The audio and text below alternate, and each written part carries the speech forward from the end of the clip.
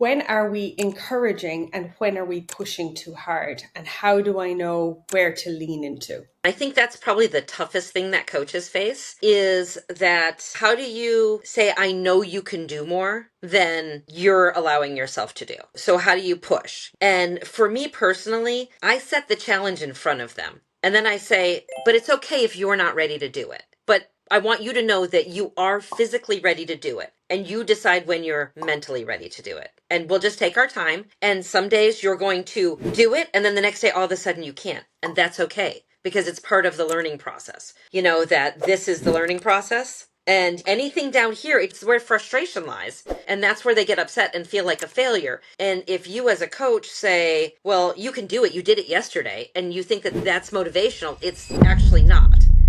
You have to tell them it's okay because you're going to swing back up out of this frustration and you're going to get back where you need to be.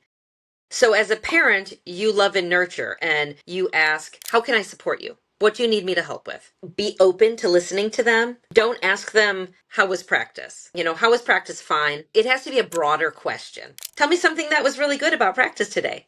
Also, be their biggest cheerleader. They're going to feel enough stress from trying to prove themselves to the coaches and to their teammates and everything, just being in that environment. If they come home and they say, Coach Sarah got upset with me today, well, what was she upset about? Like, have the conversation, open it up. And if it's a one-time incident and somebody comes home and says, Coach Sarah yelled at me today, and you're like, okay, well, what happened? You listen to the situation. If that becomes something that's very consistent, your child comes home saying, I'm getting yelled at a lot. Even if they say, but it's okay because she yells at everyone, it's not okay. Coach Sarah needs a timeout. So you have to know when to step in and say, hey, can I have a conversation? But when you do speak to the coaching staff, if you're not a coach and you weren't an athlete, you need to sit there just as a parent. Don't tell them how to coach. You address it as your concerns for your child and how this is affecting your child.